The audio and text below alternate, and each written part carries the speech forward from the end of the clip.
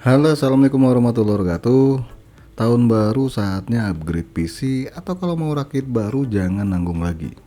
BU bos. Apa sih? Kok nggak nyambung? Malah BU. Berat ujung atau butuh uang? Ya bukan itulah bro, maksudnya ambil sekalian yang kapasitas besar. Karena memang harus diakui baik editing, gaming, maupun productivity, kapasitas yang umum saat ini berasa kurang. Sebelum kita lanjutkan, jangan lupa bantu channel Imut-Imut ini biar nggak imut-imut lagi nih. Biar makin lebih baik lagi dalam hal informasi mengenai teknologi. Caranya tekan tombol subscribe, bunyikan lonceng, dan kalau nggak keberatan, tekan tombol thanks. Isi sih kelasnya.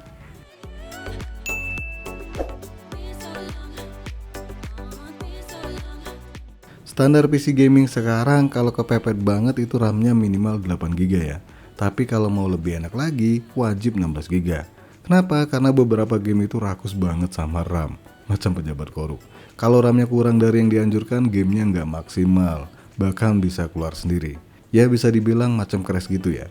Nah setelah berpindah resolusi dari 1080p ke 1440p alias 2K, saya baru menyadari beberapa game itu butuh RAM-nya gede banget. Bisa dilihat game Horizon Forbidden West ya. Settingan very high 1440p makan RAM hingga 23 GB. Buset dah. Terus Wuthering Waves yang makan RAM-nya hingga 18 GB. Dan semua game ini di settingan ultra resolusi 2K. Nah RAM yang saya pakai sendiri udah berkapasitas 32 GB DDR5 dan untuk Windowsnya pakai Windows 11. Jadi kemungkinan beda sistem operasi, beda juga penggunaan RAM-nya. Atau Windows 10 juga bakal ditinggalkan ya, dan pastinya beralih ke Windows 11 atau malah ganti Windows 12 yang kabarnya mau rilis.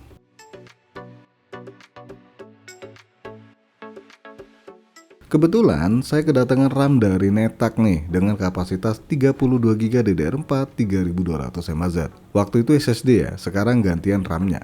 Tepatnya Netak Shadow S DDR4 32 GB. Di official store Netak, RAM ini dijual di angka Rp1.040.000 dengan garansi resminya lifetime. Dan versi yang bakal kita bahas ini non RGB, cuma pakai heatsink berwarna putih. Berjalan di frekuensi 3200 mAh dengan timing di angka 16, 20, 20, 40 dengan voltase 1,35 volt dan udah support XMP 20. Dus dari Netak ini cakep ya, informasinya simple dengan logo dan gambarannya jelas banget. Di bagian belakang ada informasi spesifikasi RAM dari Netak ini. Dalam paket penjualan ada buku instruksi penggunaan dan unit RAM-nya. Sekarang kita keluarin dulu dan lihat dari dekat RAM besutan Netak ini. Desain heatsinknya ini cukup menarik ya, dengan garis-garis yang simple dan dikasih tulisan kecil Netak di bagian atasnya.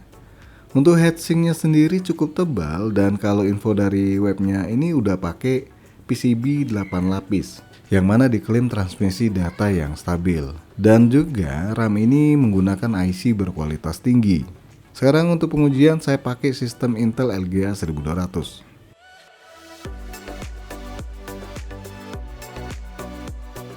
Untuk spek PC yang saya pakai, ini pakai Core i5 10400F, motherboardnya H510 dan VGA-nya RTX 2060 Super. Kurang maksimal sih sebenarnya, cuma nggak apa-apa deh. Adanya cuma ini doang. Masa mau pinjem tetangga? Kan nggak mungkin. Dan di sini saya kasih lihat perbandingan RAM 16 GB sama 32 GB.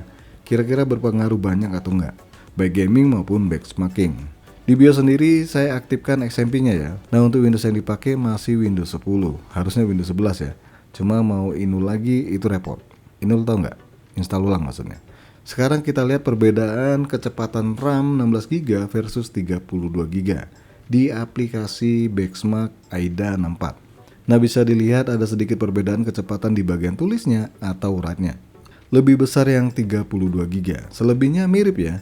Dan bisa dilihat RAM ini hanya berjalan di kecepatan 2667 mAh. Karena kemungkinan terlimitasi oleh kemampuan prosesor ya. Nah untuk hasil benchmark aplikasi Blender Open Data, RTX 2060 Super ini selisihnya tipis banget. 1997 sama 1998. Udah macam tahun aja nih. Kemudian di Cinebench R 2024 ini hampir nggak ada beda untuk hasilnya. Tapi ini hanya benchmark aplikasi doang ya. Beda lagi kalau kalian mau buka banyak aplikasi, maka RAM 16 sama 32 GB itu bakal berasa banget.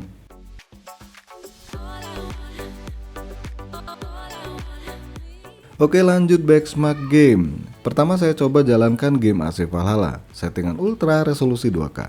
Dan terlihat perbedaannya tipis banget. dari 51 ke 53 fps.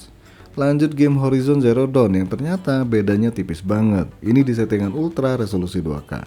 Dan terakhir game The Last of Us. Main di settingan high resolusi 2K, frame rate yang dihasilkan ternyata nggak berbeda jauh.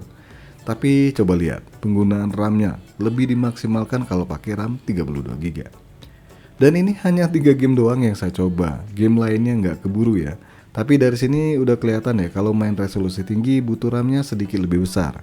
Walaupun nggak terlalu signifikan juga ya perbedaan di sistem yang saya pakai. Tapi kalau di PC saya, maka penggunaan RAM-nya bisa lebih dari 16GB di setiap pengujian game. Mungkin beda sistem operasi, beda juga penggunaan RAM-nya. Atau dari kemampuan VGA-nya juga ya. Nanti deh saya coba lagi ke depannya kalau ada waktu. Nah, selama pakai RAM Netak ini buat benchmark game sama aplikasi dan dipakai secara pribadi, ya bisa dibilang PC-nya stabil ya dan berjalan tanpa masalah. Dengan adanya official store harusnya nggak pakai ragu lagi buat beli merek satu ini. Sayangnya untuk rentang harga sih kurang bersaing ya dengan brand lain. Oke guys, sampai di sini aja dulu bahasan RAM DDR4 besutan Netak. Jangan lupa support terus channel ini dengan cara subscribe, like, dan share. Makasih udah mampir di NK Channel.